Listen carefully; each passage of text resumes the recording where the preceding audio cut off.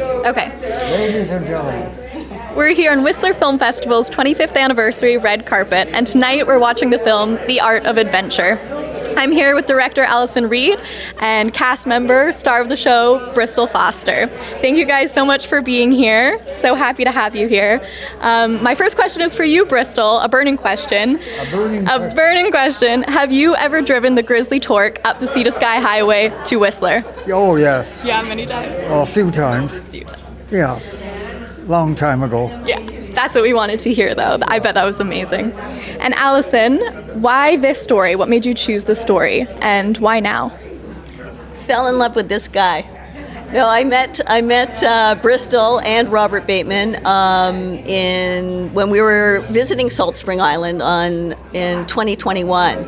And I found out about their story and how they went around the world on this iconic expedition in 1957, and it just captured my imagination. The stories are just incredible, and Bristol shot all this 16 millimeter footage. So, how could you not tell this story? Yeah. Amazing. And this is your second feature doc. So is this a trend that we're going to see more of? Are you going to do another doc? You know what? My first doc, The Woman Who Loves Giraffes, was an incredible experience. It was about Ann Innes Dagg, who happens to be a friend of Bristol Foster's and Robert Bateman's. They were all at university together. And it was an incredible experience making that doc. And I never wanted to make another one. They're so hard. And then like I said, I just fell in love with the story and couldn't not make it. So I don't know, I say no now, but you never know. We'll I'm see. a lying liar that lies. And Bristol, what was it like watching this film for the first time and seeing all that footage that you had taken so many years? Well, I couldn't believe that I took it, how many, 70 years ago? 65 years ago? 67 years ago. 57? 67. 67.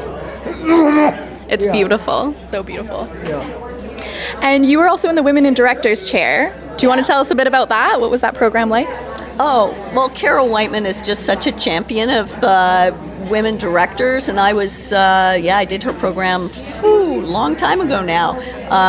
So it's just great to see Carol. Carol continues to champion, all of us. Her nest of underlings keeps growing, and it's really incredible because she was doing it before it was in vogue, to support women and diverse directors. So yeah, lots of gratitude to her.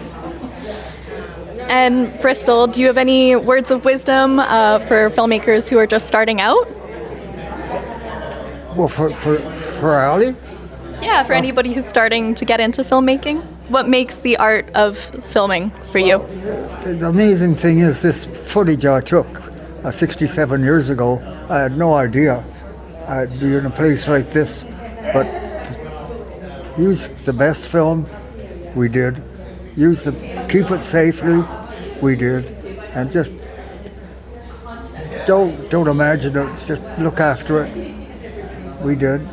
And I ended up making an hour and a half movie for the Audubon Society, lecturing all over North America with this footage. So it's been used a moderate amount to a small audience. Yeah. Wow. And Alison, what was it like meeting Bristol and Bob and working with them and seeing their friendship? It was great. You can just feel, when the two of them are together, when someone's got that comfort with each other, the way they bounce off each other. They're very different, but you can feel the bond between them, and the way they accepted me and my little crew into their households, into their families. We kind of became friends, didn't we, Briss? Oh, instantly. Yes. Yeah. And would you recommend going on a trip like this nowadays? It's impossible or possible? What would you say? The world has changed so much in the last 70 years, and not often for the better. So if I was going on a trip like this, I'd have to really have a look. When we did the trip, we just did it. And we stumbled on awkward things now and then. But now it would be more than awkward. And so you really have to go maybe with the military of the local local government. It's sad, but that's what's happened to the world. But there still must be some unbeaten paths, some Yes. paths untrodden, some exploration. But I guess it's about preserving what we have. So much has changed, but as you and Bob say, nature is so resilient, and if we take care of it, it can. Well, it's so fragile too. Yeah. So we were lucky.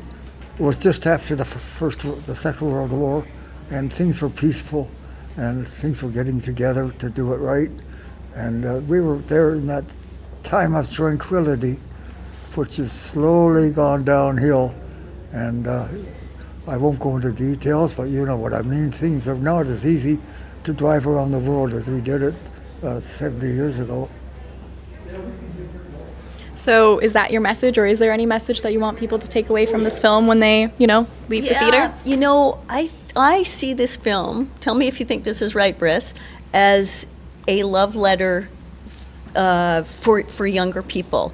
Like Bristol and Bob are so inspiring, and they had such an appreciation for this planet, for the not only the wildlife, but the cultures that have disappeared or are disappearing. And this journey that they took was one of just wonder and exploration and discovery, and people still have that. And what happened after the trip is both Bristol and Bob spent their lives protecting this planet. But Bristol through his science, Bob through his art, they've both made a tremendous impact, and other people can do that too. They're passing the torch. Like these I think when people see the film, they'll see how inspirational these guys are. Yeah. Is there a specific moment or scene that stands out to you as a particularly proud moment of the film? Some of my favorite my favorite scenes aren't even in the film, to tell you the truth, just for various reasons. But we have a YouTube channel, and they're on the YouTube channel. We're continuing to post. But my favorite scene in the film is Bristol's talking about what's happening, and that the planet would probably be better off without Homo sapiens. And Libby, his wife, says, Bristol, wouldn't it be better if we just slowed down? And there's this raven cawing as Bristol's talking, and he said, see, the raven's telling us what to do. And I was like, what's the raven doing? It's telling us to get rid of Homo sapiens. So do you think that's true, Briss? Well, it's not going to happen. No. Yeah, but it would make things a lot simpler if we had a tenth of the humans on the planet. Yeah. We just need to slow down a bit. Quite a bit. Yeah, quite a bit. Yes. Yeah. That's a good message. Slow down. Slow down. Take it easy. Yeah.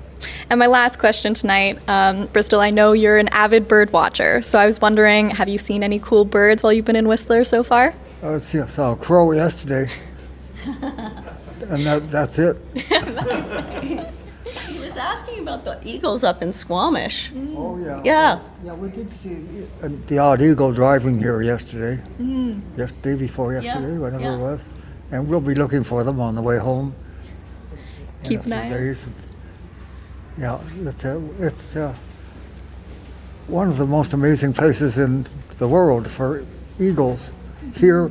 And there's a place in Washington State where they gather where the salmon are as well. So it's not just here, but there are a few places in the Pacific Northwest where they really gather by the thousand. Don't get them started about birds. That's so special. Well, thank you both for being here tonight, and we can't wait to watch the film. Thank you. Thank you. Good to be interviewed by